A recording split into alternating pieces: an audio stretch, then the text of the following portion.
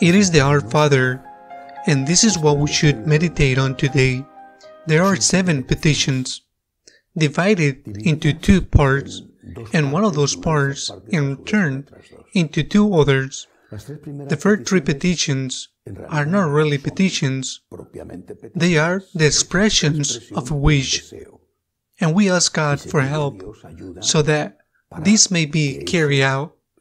What is the wish?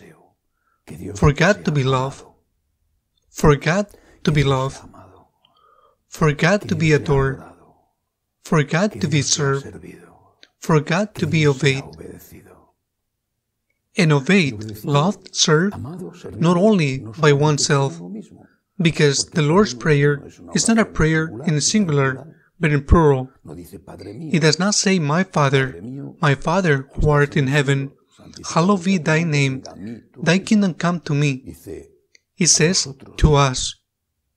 Therefore, first teaching, what we have to have in our hearts, first of all, is the desire to love God individually, collectively. Lord, may your church adore you. May your church serve you. May your church obey you. May your church do your will. All Catholics, of course, not only the structure or the hierarchy. Lord, may we love you, may we serve you, adore you, obey you. That is the first thing we ask in the Our Father, perhaps without realizing it, because in the end the prayer becomes a routine. But that is the first thing. Lord, may I love you, and may we love you, which is what matters most to me. After these 3 petitions, 4 of them come, which in return are divided into 2. 2 of them are material, of course, because we need God's help from our Father. They are also collective petitions. One is to ask for bread, but not only for me or for my family. Bread for everyone. Bread for all means that God makes miracles, but perhaps the first miracle, it is the generosity in your heart, and therefore, give us our daily bread means, Lord, help me to share the bread that I have with those who don't have it. The last of the petitions is also a material nature.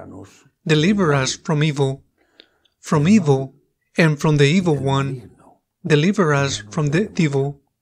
Deliver us from the evil and from the evil one. There are 2 spiritual petitions in the middle of these 2 more material petitions, which are very necessary. Forgive us and lead us not into temptation. Lead us not into temptation means give us strength, give us grace, because we know that the temptation is always there. The devil, as Psalms reads, like a roaring lion, rolls around looking for someone to devour. Temptation is always there. That temptation that touches, that senses our body and our heart. Lord, I want to love you, I want to serve you, I want to adore you. Lead me not into temptation. But perhaps the most difficult of these petitions to fulfill is that of the forgiveness. And in fact, when the prayer ends, Jesus returns to it, he insists on it. It is a strange request, because it is a petition that we ourselves condition. We know it very well. It says, forgive our trespasses. That is the condition part. As we forgive those who trespass against us. This is the condition part. Forgive us as we forgive. Forgive us as we forgive. Only he who has no conscience of guilt can refuse to forgive his neighbor. The measure you use will be used on you.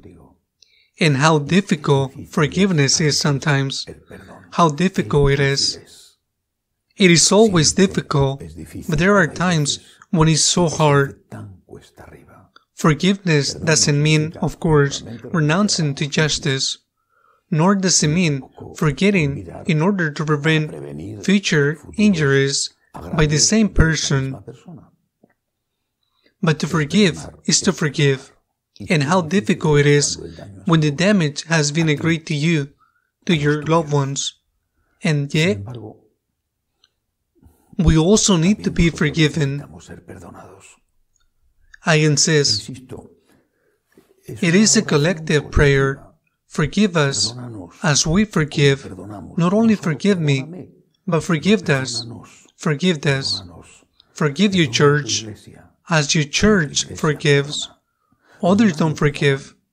Well, nor they ask for forgiveness. Well, but we have to be the light of the world. Even if others abuse our forgiveness, always, I repeat, we must ask for justice and not forget to avoid it, as far as possible, that they did not harm us again. But even if others abuse our forgiveness, we must continue to forgive, collectively as a church. I think of the great massacres, the great numbers of murders, or the smallest ones, in so many places, in the past, in the recent past, in the present. Forgive us as we forgive, and apply it to the personal life. To make a review, even if it's light, about our enemies in our heart, say to the Lord, Lord, forgive me. I want to forgive him. Help me to forgive him. Pray for our enemies. It is the first point that Jesus commanded us to distinguish ourselves from those pagans that we don't want to be. So, may God be known, served, adored, loved, obeyed, for us as a church, for me as a person. Give me the breath, give us the breath, with my charity, deliver me from enemy, deliver me from evil, deliver us from evil, forgive me as I forgive, forgive us as we forgive, and Lord, lead me not, nor lead us into temptation, so be it.